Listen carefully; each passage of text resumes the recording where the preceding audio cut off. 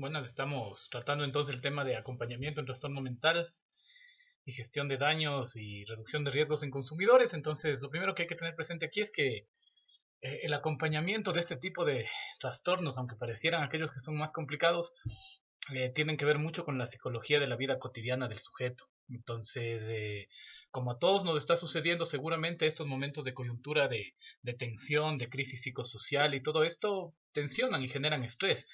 Y como nosotros sabemos, los aumentos en los niveles de estrés de la persona son los que determinan el aparecimiento de las crisis. Crisis que seguramente las personas normales estamos viviendo y sin duda las personas que tienen algún tipo de condición seguramente lo están viviendo. Entonces, si yo antes ya de la pandemia era depresivo, seguramente tengo una crisis depresiva. Si era ansioso, tengo una crisis de ansioso. Si estaba psicótico, hay una crisis psicótica. Entonces, una cosa que seguramente cualquiera de nosotros puede entender, porque seguramente lo que quiera que hayamos tenido antes de la pandemia en este momento debe estar exacerbado, si sea la ansiedad, la depresión, el miedo, los conflictos, lo que sea. Entonces, por eso es importante tener presente que en este momento leer la psicología social de la vida cotidiana de la persona es importante para poder hacer este tipo de intervención, porque nos vamos a encontrar que los ambientes cotidianos son los que generan la tensión y la crisis. La familia, el trabajo, la rutina, el miedo y todo esto que son parte de la vida normal de la persona. Y que en esos momentos, como están exacerbados, tensionados, entonces hay una circunstancia que en algún momento eleva el estrés y provoca la crisis. Por lo tanto, la primera medida de intervención sería controlar el estrés, pero sabemos que es difícil porque estamos a través de estas imposibilidades de estar en contacto con la persona, con la familia. Entonces vamos a tratar a través de estas vías de tener algunos conceptos generales de aquello que nos permita realizar esta intervención. Sí, entonces, como podrán ver en las diapositivas, estamos hablando de experiencias vitales y las experiencias vitales son únicas e irrepetibles, por lo tanto, no se puede plantear una alternativa de entrada en este caso de querer imponer a la persona lógicas de ver el mundo, y menos en estos casos, nunca debería hacerse. Pero menos si una persona está en una condición de un brote psicótico, difícilmente si nuestro argumento es, mira, tú no eres la Virgen María, eso tiene sentido, sino que se trata más bien de tratar de entender en el discurso del otro qué es lo que le está sucediendo, porque lo que le está sucediendo es lo mismo que a nosotros nos puede estar pasando, estar encerrados, tener miedo, preocuparnos por otras personas, pero en este caso a través de una experiencia vital que es única y que es la experiencia de la enfermedad. ¿Sí?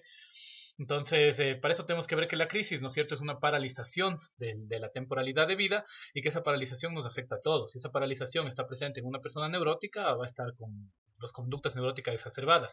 Si la paralización se da en una psicosis, entonces aparecerán los brotes psicóticos. Si la paralización se da en una persona depresiva, sin duda tenderá a deprimirse. Entonces, la crisis lo que te genera es una paralización tanto de la perspectiva hacia el futuro como la perspectiva del pasado. Y por eso tú necesitas que en ese momento concentrar a la persona en el presente para que la persona genere una perspectiva. Me explico. Cuando aparece la crisis, lo que la persona pierde es la referencia de lo que va a ser el día de mañana, porque el mañana se vuelve incierto, el mañana desaparece y se vuelve problemático. En el caso de una enfermedad o una muerte, es eso, ¿no? Es decir, aquellos planes que tenía para esa persona de repente ya no están en mí mismo. Yo pensaba hacer tal o cual cosa y de repente descubro que estoy enfermo y se acabó. Entonces eso me lleva, ¿no es cierto?, a generar un sentimiento de parálisis, de que ya no hay perspectiva de futuro. Y paradójicamente lo que me genera al mismo tiempo es que tampoco tenga una perspectiva de pasado. Entonces, la intervención, ¿no es cierto?, en este tipo de casos, en los cuales además de eso tenemos la condición llamada patología mental por la psiquiatría clásica, nos genera un estancamiento más fuerte. Entonces, si bien cumplen con todos los patrones generales de intervención en crisis, que es la movilización anímica, en este caso encima más tenemos que controlar que las conductas que aparecen debido a la sintomatología psiquiátrica no se acrecienten y afecten a la persona. ¿Sí? Entonces, en este momento nos vamos a dar cuenta que la angustia es la expresión orgánica de este proceso que está viviendo la persona. Entonces, nadie, me imagino, en esta sociedad moderna, incluso en todo el mundo, debe estar en este momento libre de niveles de angustia por lo que está pasando, por lo que se oye en las noticias, por lo que se ve en las redes sociales. Entonces, eso enferma el proceso de vida de la persona, dirá Alfredo Moffat. Y esa enfermedad del proceso de vida es aquello que nosotros debemos en este momento tratar de alguna manera de permitir que se movilice nuevamente. ¿Qué es lo que se rompe en una crisis del vínculo? ¿Sí? Esa particular forma de relación de objeto que nosotros establecemos con la realidad es aquello que se encuentra fragmentado. ¿Sí? Y cuando se fragmenta el vínculo, entonces nosotros nos comenzamos a desconectar de la realidad. Porque la angustia es una desconexión de la realidad, la depresión es una desconexión de la realidad, la psicosis es una desconexión de la realidad, el consumo de sustancias nos permite desconectarnos de la realidad. Entonces, cuando el vínculo se fragmenta, lo que nosotros hacemos es estar en un estado de desconexión. Porque esta relación que nosotros guardamos con el objeto, con las personas, con el medio, de repente se encuentra fragmentada. Y cuando se fragmenta el vínculo, entonces tenemos esta problemática que estamos describiendo. Por lo tanto, ¿no es cierto? Tenemos que darnos cuenta que tenemos que permitirle con nuestra intervención que el paciente descubra cuál es el vínculo que se rompió. Sí que esos son los vínculos fundamentales que nos constituyen como sujetos. Entonces, las preguntas que nosotros vamos haciendo, la conversación que establecemos, trata de descubrir primero qué pasó con el vínculo. Y para esto hay que investigar primero al sujeto, es decir, qué pasa con la persona, se siente mal, está ansioso, tuvo una crisis de angustia, se quiere suicidar, está oyendo voces que no existen en la realidad, no sé, algo debe estar pasando y es precisamente para saber qué pasa con esta persona. Luego hay que investigar el grupo, fundamentalmente familiar, es decir, qué pasa en la casa, ¿no? Si tenemos un paciente psicótico y comienza a entrar en brotes, sin duda el ambiente familiar va a volverse un ambiente sumamente estresante, no solo para la persona, sino para la familia. O si la persona está depresiva, ¿no es cierto? Y entra en una crisis, sin duda va a haber un ambiente familiar que debe generar problemáticas. Entonces, primero vemos al sujeto y luego vemos al grupo. Y finalmente vemos lo psicosocial, es decir, tiene que comer la persona, no tiene que comer, en qué circunstancias se encuentra, cómo está la enfermedad, si está hablando de un paciente que tiene ya un síntomas graves, no síntomas graves, qué está pasando, ¿no? O tal vez una cuestión solo de la cabeza de la persona, pero que le lleva a necesitar una ayuda, y eso es importante tener presente. Entonces, los vínculos normales que establecemos las personas son con la familia, con nuestros padres, con el trabajo, con el equipo de fútbol, con lo que sea. Y también existen vínculos patológicos, que son los que determinan precisamente la forma como los sujetos con algún tipo de condición de trastorno mental se adaptan a la realidad. Entonces, el vínculo depresivo, por ejemplo, ¿sí?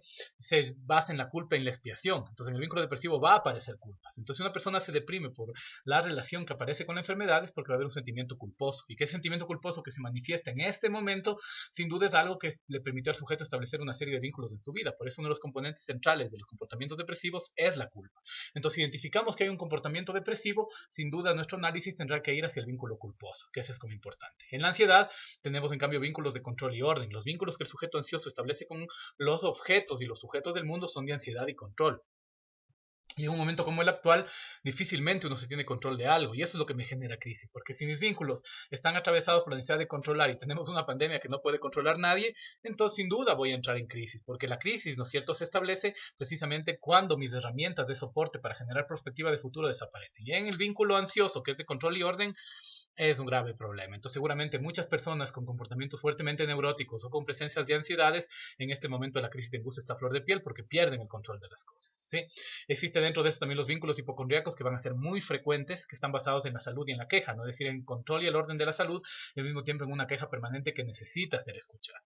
Entonces, si bien yo entiendo que en la medicina quizás no tienen mucho tiempo los médicos en este momento para atender a un hipocondríaco por obvias razones, sin duda nosotros sí, porque por más que no sea una circunstancia de COVID-19, la hipocondria es para el sujeto una experiencia real y eso le lleva a sentirse mal, a necesitar a alguien que le escuche, que le permita que alguien le genere este vínculo nuevamente con la realidad, porque obviamente si yo empiezo hipocondríacamente a creer que estoy enfermo, voy a pasarla muy mal y voy a hacer pasar muy mal a un montón de gente e incluso me puedo convertir en un problema de salud pública, porque si por hipocondria voy, me meto en un hospital y me contagio, un problema más. Entonces, este es un nivel de contención en el cual restablezco el vínculo con la realidad. Tenemos los vínculos de las personas histéricas, que puede que se presenten también mucho, que tiene que ver con el tema de la representación y cómo la persona en este momento exacerba sus síntomas histriónicos, ¿no es cierto?, para llamar la atención y que también, digamos, la intervención en crisis tiene que ser un componente de acogida y finalmente el vínculo psicótico que se desconecta de la realidad. ¿Sí? Entonces, esto es importante porque a partir de ahí nosotros nos vamos a plantear que va a haber dos tipos de eventos precipitantes y que se compaginan cuando hay momentos de crisis como este. Un momento de crisis vital, que es lo que está viviendo la persona, ¿no? Es decir, me siento angustiado, si soy una persona psicótica y tengo que estar con mi madre devoradora todo el tiempo, la persona depresiva que siente, ¿no es cierto?, que todo lo que él pensó siempre se comprueba en la realidad. Entonces hay eventos vitales y también hay eventos existenciales, que es lo que estamos viviendo. Entonces, en este momento no es nada raro pensar que las personas con condiciones deben estar brotándose, porque esta es una crisis de la civilización y de la especie. Entonces, la dimensión que tiene el proceso que estamos viviendo, sin duda, a todos nos va a poner en un momento de duda, de crisis, de incertidumbre, y más aún si yo tengo una condición previa. Entonces, aquí están estas dos cosas presentes. Por lo tanto, lo que nosotros tenemos que hacer, fundamentalmente, es lo que se llama el sostenimiento del pasaje. Es decir, permitirle que la persona genere nuevamente un vínculo, que la persona sienta la acogida y que genere el vínculo, que es lo que hacemos en cualquier tipo de intervención de este tipo. Pero en este caso nosotros estamos trabajando sobre los vínculos patológicos que se establecen. Entonces este no es el momento de combatir el vínculo patológico, sino de convertir el vínculo patológico en algo que le permita a la persona controlar su propia realidad y generar este pasaje de la crisis a la perspectiva del tiempo nuevamente. Es decir, que la crisis le permite a la persona plantearse cosas. Entonces en el caso de una persona depresiva, ¿no es cierto?, que el sostenimiento del estado de ánimo le permite a la persona tener un vislumbramiento de una posibilidad de salida del estado, que suele ser muchas formas la salida del Estado. Y ustedes saben que cuando se sale del Estado, una de las consecuencias clásicas es el tema autolítico, que sería lo que más tendríamos que evitar en este caso. Algo similar pasará en la psicosis, es decir, gran parte de lo que le pasa a la persona psicótica es que nadie le escucha. Y en estos momentos de peor crisis, si la persona está más delirante, menos le van a escuchar. Si en condiciones normales generalmente nadie le hace caso al psicótico, en estos casos peor. Entonces la persona que le brinda solamente la escucha ya está bajando muchísimo los niveles de estrés y ansiedad y sostiene el pasaje del psicótico hacia los demás. Y con la persona con adicción es lo mismo, porque la crisis por la adicción o la crisis por una ausencia de consumo o por mucho consumo, lo que quiera que esté pasando, es realmente un intento de pasaje y hay que sostener ese pasaje. Entonces no es el momento de juzgar a la persona ni nada, sino sostener para que la persona pueda anclarse nuevamente en la realidad. Y sobre eso se genera lo que es el proyecto, que es importante. Pichón, Rivière y Mofaz nos enseñan que en el momento en que el sujeto genera un proyecto de realidad, la crisis se superó. No importa si el sujeto lo va a poder hacer, no importa si lo va a hacer, de hecho es muy probable que en estas condiciones nunca lo pueda hacer, pero en el momento en que yo genero una perspectiva, un proyecto de vida, está listo el tránsito. Entonces nuestra intervención en estos casos, al igual que cualquier otro, tiene que sostenerse en un proyecto, pero aprendiendo que el vínculo patológico de la persona es lo que le conecta nuevamente con la realidad, que eso hace especial esa intervención. Entonces en este punto no es el momento de la medicalización, ni la institucionalización, ni la locura, es el momento de permitir que cualquier herramienta psíquica que tenga la persona le permita anclarse en la realidad, inclusive el mismo delirio. ¿Sí? Entonces, cuando nosotros hacemos esto, vamos a darnos cuenta que, por ejemplo, dentro de la ansiedad, una de las cosas fundamentales es precisamente lo que se llamaba, y que Frank en algún momento también lo planteaba, la intención paradójica y la de reflexión, que es precisamente abordar la ansiedad anticipatoria, que implica que cuanto más idea ansiógena estemos hablando de esa, más se refuerza, ¿no es cierto?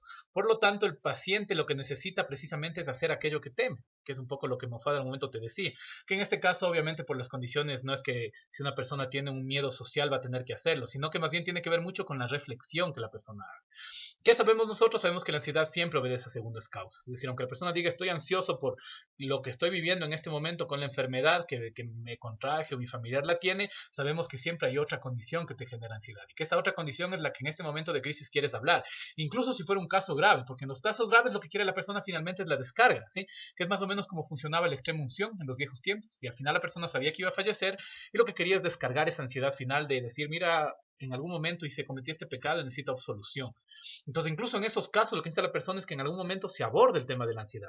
Porque claro, si uno trata de escapar, lo que genera es que la idea ansiógena se vuelva más fuerte. Entonces, lo que uno tiene que buscar es que precisamente la persona haga el pasaje vincular hacia su propia ansiedad. Es decir, a entender qué es lo que le está sucediendo. Y ese momento tiene que abordarlo. Culpas, sentimientos de obsesión con ciertas personas, cosas que no pudo resolver en la vida, cuestiones que van a aparecer en ese momento y que aparecen también en las personas que pueden estar al borde de la muerte. Y que en ese momento que hay una persona que puede escuchar es lo que en cuidados paliativos se llama la posibilidad de una muerte digna, que es algo que los sistemas de salud por obvias razones no nos pueden brindar, pero nosotros podemos brindar eso. Y si llegara a ser el caso que una persona está ansiosa frente a la muerte y la muerte es una posibilidad real, finalmente la última descarga de angustia es lo que la persona necesita, que es en este caso abordar directamente el hecho ansiógeno, ¿sí? Que en estos casos, como es de crisis, se tiene que hacer. Es decir, abordemos qué es lo que está pasando con la persona, por qué se siente de esa manera, y vamos a encontrarnos que eso nos va a llevar a la trama familiar y a la trama social. Partimos del sujeto y nos vamos a lo familiar y a lo social. Entonces, este abordaje de aquello que el sujeto teme es lo que se tiene que hacer en estos momentos porque es una circunstancia de crisis. Y, ¿no es cierto? Lo que deberíamos hacer en el caso de una cuestión depresiva es trabajar específicamente sobre la movilización del humor, que es algo que también no se tiende a hacer. Entonces, en una cuestión regular de un trabajo con un depresivo, uno trata más bien de controlar que eso es estable, pero en este caso tenemos, ¿no es cierto?, que movilizar el humor del sujeto. Y por eso tenemos, ¿no es cierto?, que buscar una evocación deliberada del humor, que eso es importantísimo en este caso. Porque nosotros nos vamos a dar cuenta que los componentes generales de la depresión te llevan a un decaimiento anímico, pero que el humor es una circunstancia humana que siempre está presente, como les conversaba en el otro módulo. Lo que decía Aristóteles, ¿no es cierto?, es que la catarsis mayor se produce con la comedia. Y por lo tanto, aunque pareciera que no es un ejercicio que deba hacer un psicólogo, parte de desarrollar el tema del humor es fundamental en el aspecto depresivo, porque el momento que aparece el humor, ¿no es cierto?, como una revelación, como algo que aparece ahí, primero hay una descarga anímica y después de la descarga anímica lo que la persona tiene es la posibilidad de volver a movilizar sus afectos, porque en la depresión aquello que se estanca y no te permite generar un vínculo son los afectos. Resumiendo, en el caso de la ansiedad, lo que hay que abordar es las causas reales del miedo de la persona. Siempre la persona nos dice, yo tengo fobia a las ratas, pero nosotros sabemos que la fobia a las ratas encubre otro tipo de procesos psíquicos, miedo a los padres, miedo a la madre, las explicaciones freudianas que son sumamente interesantes, pero siempre hay otra cosa detrás. Y es lo que en este momento hay que abordar, es decir, tengo miedo de esto que me está sucediendo, pero hay otra cosa más detrás. Y esa otra revelación detrás es aquello que en este momento tiene que poder revelarse para que los niveles de ansiedad bajen e incluso la persona pueda afrontar de mejor manera la muerte, la enfermedad o lo que quiera que la persona esté viviendo, porque necesita la persona tener esas potencialidades para poder enfrentar lo que le está sucediendo. Y como ustedes seguramente saben, incluso un mejor estado de ánimo tiene que ver con un mejor control de la enfermedad, y eso es fundamental. Entonces, en este momento, revelar la ansiedad, que se puedan apalabrar los contenidos de la ansiedad, va a ser un proceso fundamental, ¿sí? Y en el caso de la depresión se tiene que movilizar el humor. Esa es como la tarea del clínico en este caso. Y la tarea es precisamente la conversación hasta tal punto que vuelva a movilizarse el humor del sujeto y la persona logre que los afectos luego vuelvan a moverse y esos afectos móviles puedan anclarse nuevamente en la realidad, puedan generar nuevos tipos de vínculos. Incluso el vínculo con la persona que en este momento generó la movilización del humor. Entonces esa recomendación que Moffat hace es fundamental, porque eso tiene que aplicarse en todos los casos, ¿sí? Que encontremos alteración anímica, es decir, cómo logramos que la persona logre reintegrarse con esa movilización del humor. Y eso es fundamental. Entonces ahí, ¿no es cierto? La habilidad de sostener esa conversación cotidiana que le permita a la persona generar movilización afectiva es aquello que la persona necesita. Además, si una persona entra en depresión, necesita esa movilización de los ánimos, ¿sí? Que a veces puede ser el humor como catarsis de comedia, pero también como catarsis de tragedia, porque a veces la persona simplemente quiere descargarse de aquello que está pasando. Y esa descarga también es movilización del humor, que es algo que a veces en la depresión no se logra. Es decir, a veces gran parte de por qué la depresión suele volverse muy compleja es porque no se logra la descarga afectiva tampoco de lágrimas, de ira, de tragedia. Y quizá estos momentos son la posibilidad de mover la ira, de mover los sentimientos de tristeza, de mover los sentimientos de humor y permitir que eso se desarrolle y la persona logre entrar en un estado mejor. Respecto a la psicosis, la primera connotación es quitarse los prejuicios de la cabeza, es decir, la persona que está en brote psicótico no lo hace porque está loca, lo hace porque algo le está pasando. Y es la primera connotación que uno tiene que tener presente. No es por locura que la persona se pone así, algo está sucediendo. ¿Cómo le está sucediendo a uno? El ejercicio de empatía, de sentir que uno mismo se encuentra, ¿no es cierto?, en crisis, nos permite entender también la crisis del otro, entender que por más loco que nos pueda parecer, es una crisis que se puede comprender, porque el delirio, ¿no es cierto?, nos está diciendo la verdad de que estamos en crisis, de que estamos preocupados, de que estamos angustiados, y más aún si hay brotes que necesitan ser controlados. Entonces, en el momento de ese brote, lo primero que había que decir, ¿no es cierto?, es que esta es una manifestación de la crisis, no de la locura. ¿Sí? Se manifiesta a través de la locura, pero no es locura en sí, es crisis, y la crisis es lo que estamos viendo y lo que estamos viviendo. Y por lo tanto tenemos que quitarnos de la cabeza, ¿no es cierto?, la idea de calmar al paciente, sino que necesitamos movilizar los afectos del paciente, porque no estamos en un psiquiátrico que le vamos a poner al paciente camisas de fuerza y medicación para que se calme, porque así no funciona.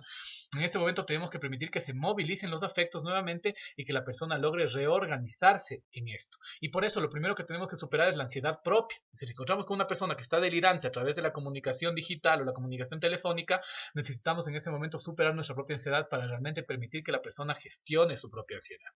Y eso es como un elemento clave. Entonces, la desintegración psíquica no es un fenómeno solo intrapsíquico, ¿no? Que esa es una de las cosas fundamentales que hay que entender. Es un fenómeno principalmente interpsíquico. Es decir, las relaciones con los otros son las que están fragmentadas en la esquizofrenia. Por eso los síntomas negativos de la esquizofrenia son sus síntomas fundamentales. Entonces, cuando nosotros generamos una reconstrucción del tejido interpsíquico, cuando nosotros le damos voz a la persona, le escuchamos, valoramos al sujeto en su apreciación del mundo, entonces comienza la reconexión interpsíquica, que es el vínculo, ¿sí? Entonces ahí nos damos cuenta por qué en la conversación, sin prejuicios, sino en la conversación de realmente entender cuál es la crisis de la otra persona, comenzamos a reconstituir el vínculo. No calmar en este caso, movilizar. Y a través de la movilización y el diálogo se reconstruye nuevamente el vínculo primario que le permite al sujeto anclarse en la realidad, ¿sí? ¿Y cómo hacemos eso? Con las premisas socioculturales que compartimos con el sujeto, porque uno puede decir, ¿y yo cómo voy a entender a alguien que dice que es la Virgen María? Y seguramente todos nosotros sabemos quién es la Virgen María. El patrón sociocultural de referencia es el mismo. Entonces, entender lo que significa la Virgen María para el sujeto es algo que posiblemente para nosotros también sea entendible. La diferencia es que nosotros no creemos que somos la Virgen María, o quién sabe, pero de entrada, ¿no es cierto?, podemos comprender el marco sociocultural. Entonces, la conversación tiene que girar en torno al marco cultural y no a la locura, ¿sí? Y eso nos permite que el sujeto logre situarse, ¿no es cierto?, en su propio mundo de vida y nosotros en nuestro punto de vida generemos un vínculo. Y eso es como fundamental. Entonces, dos personas que dialogan sobre la realidad son dos personas que están generando vínculos. Y el generar vínculos permite precisamente esa interacción, que es lo que Moffat llama a generar.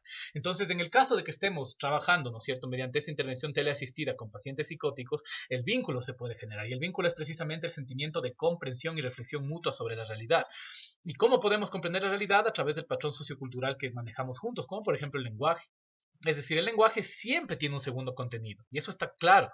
Es decir, no importa si estoy hablando de fútbol, de política, del COVID o lo que sea, siempre en el lenguaje hay segundo contenido. En las personas que supuestamente estamos bien y cuerdos, en las personas psicóticas también, que el discurso sea psicótico no quiere decir que no hay un segundo contenido. Y el segundo contenido es aquello que se establece en la conversación real entre dos sujetos que pueden dialogar. Y el diálogo que no tiende a calmar, sino que tiende a respetar y valorar a la otra persona, es aquel diálogo que nos permite a nosotros generar nuevamente el proceso vincular, que es lo que está roto en este caso. Si establecemos el diálogo, entonces nosotros decimos que estamos generando el camino para sostener el pasaje que le permita a la persona en un brote psicótico superar la crisis. Y a través de esto, entonces la persona comienza a reconstruir sus vínculos con la cultura, con lo social, con sus afectos, consigo mismo, y eso le permite estabilizarse. Entonces el acercamiento al otro, no en cuanto a patología, sino en cuanto persona, es la clave de este trabajo, que podría parecer incluso complejo, pero realmente es lo más sencillo, porque capaz en los casos de ansiedad y depresión tenemos que hurgar en la ansiedad del sujeto y en la depresión tenemos que movilizar el estado de ánimo que puede recibir cierta complejidad. En este caso es simplemente conversar. Porque la conversación ya reconstruye el hecho vincular. Y el momento que conversamos sin considerar que el otro está loco, sino entendiendo que el otro está viviendo una crisis, comienza el proceso de reconstrucción que es importante. Y esta dinámica interpsíquica demanda coherencia, es decir, la conversación es un asunto de coherencia del sujeto con el otro. Y esta coherencia con el otro se basa precisamente en un diálogo y en aceptar que lo que el otro me dice puede ser verdad. Y el valor gigantesco que tiene esto es lo que le permite que la persona genere nuevamente la posibilidad de conectarse con el mundo y que el brote no sigue incrementando hasta perderle a la persona. La aceptación dialógica cierta, que se llama esto, es lo que permite sostener el proceso vincular con el consumo de sustancias. ¿Sí?